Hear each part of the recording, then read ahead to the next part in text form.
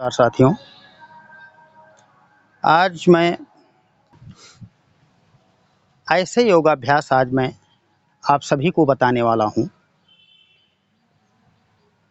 जिसमें अपार शक्ति है, अपार क्षमता है और इस योगाभ्यास को हमारे राष्ट्रपिता महात्मा गांधी जी रोज़ सुबह-सुबह 10 मिनट 15 मिनट किया करते थे और इस योगाभ्यास ने उन्हें वो ताकत दिया कि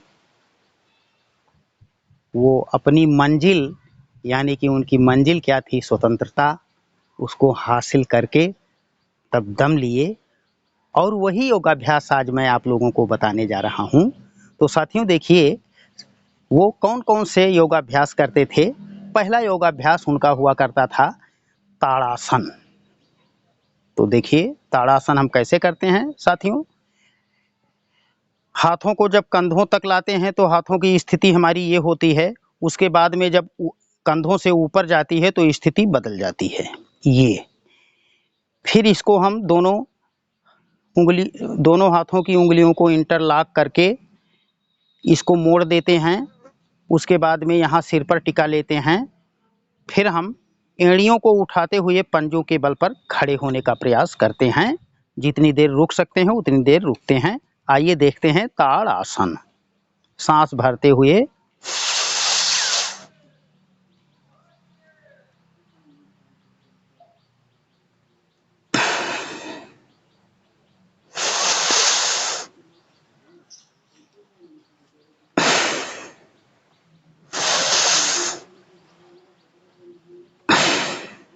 ये साथियों हमने आपको 3 बार करके दिखाया है, लेकिन आपको कम से कम 3 बार से लेकर 5 बार इसको करना ज़रूरी है।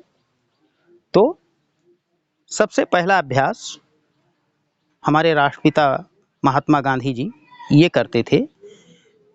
उसके बाद में जो वो दूसरा योगाभ्यास देखिए, इसको दोनों हथेलियों को कमर से ऊपर रखते हैं और दोनों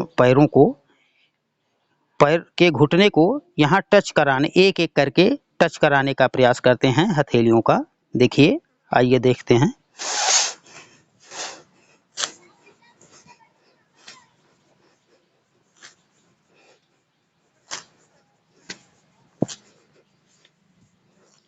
इसको भी कम से कम 1 मिनट करना आवश्यक है।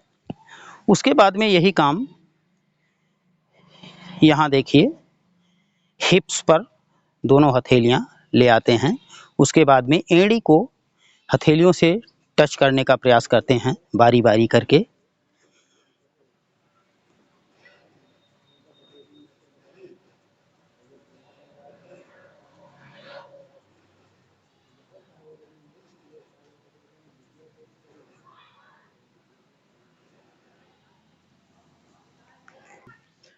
इसके बाद में साथियों वो बैठकर कुछ सूक्ष्म व्यायाम करते थे।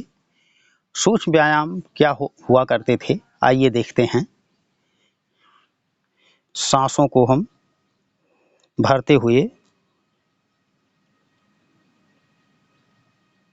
ऊपर ले जाते हैं। इस तरह देखिए।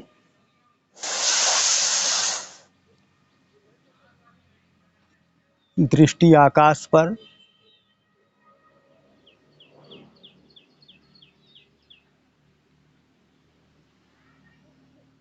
फिर सांस छोड़ते हुए नीचे लाते हैं, ठोड़ी को कंठकूप में लगा देते हैं।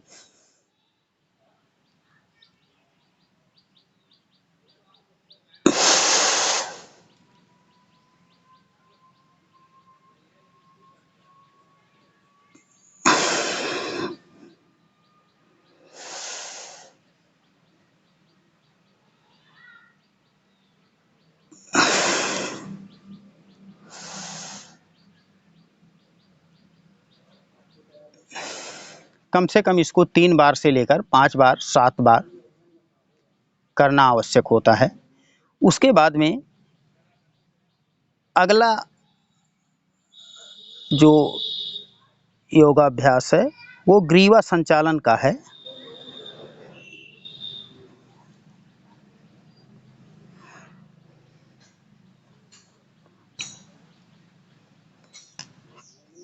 क्लॉकवाइज करते हैं सबसे पहले, उसके बाद में हम एंटी क्लॉकवाइज करते हैं।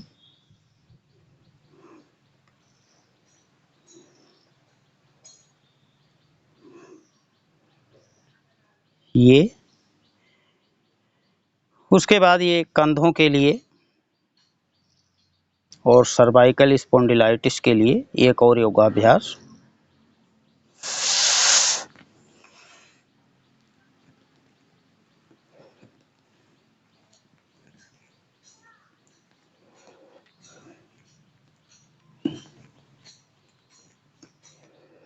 ये उसके बाद साथियों एक मंडूकासन है। मंडूकासन हम सबसे पहले वज्रासन में बैठ जाते हैं, उसके बाद में अंगूठे को अंदर करके मुट्ठियां बांधते हैं, पुनः नाभि के अगल बगल दोनों मुट्ठियों को लगाकर सांस पहले गहरा भरते हैं, छोड़ते हुए फिर मंडूक यानी कि मेढक की स्थिति बनाते हैं। आइए देखते हैं मंडूकासन।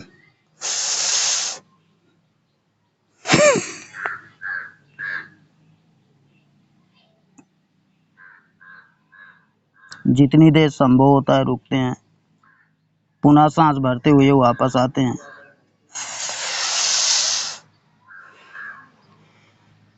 इसको साथियों 3 से लेकर 5 बार 7 बार आप कर सकते हैं। इसका दूसरा पोज भी करते हैं, जो मुट्ठियों से न कर सकें उनके लिए बाएं हाथ की हथेली नाभि के ऊपर, दाएं हाथ की उसके ऊपर, उसके बाद में सांस भर कर फिर छोड़ते हुए नीचे जाते हैं।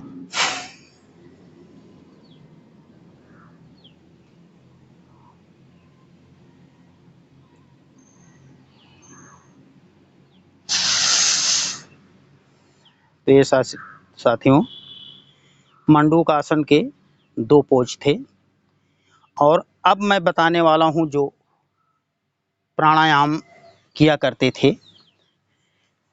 क्योंकि समय उनके पास कम हुआ करता था, फिर भी वो शरीर की देखभाल के लिए समय निकाल ही लिया करते थे, और उसके बाद में वो अनुलोम विलोम करते थे, जो आपको कई बार बता चुके हैं।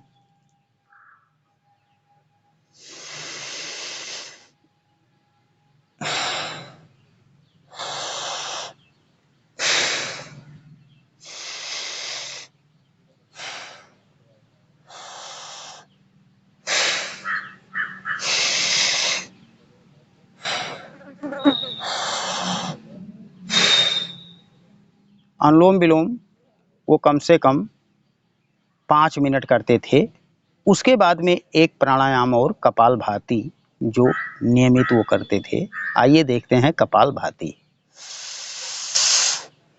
सांस गहरा भरते हैं, फिर पेट से स्ट्रोक देकर सांस को बाहर निकालते हैं, और 1 सेकंड में 1 स्ट्रोक लगने चाहिए, यानी कि 60 सेकंड में 60 स्ट्रोक, 1 मिनट में 60 स्ट्रोक।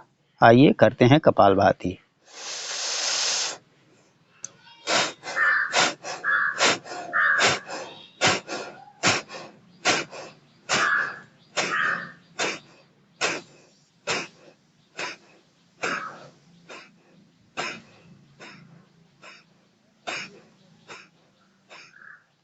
और ये कपालभाति प्राणायाम भी वो 5 मिनट प्रतिदिन करते थे। तो साथियों ये वो योगाभ्यास थे जिसको हमारे राष्ट्रपिता महात्मा गांधी सुबह सुबह प्रतिदिन किया करते थे। तो हम भी उनका अनुकरण करके उन्हीं जैसे शक्ति और सामर्थ्य अर्जित करें, इसी शुभकामना के साथ नमस्कार।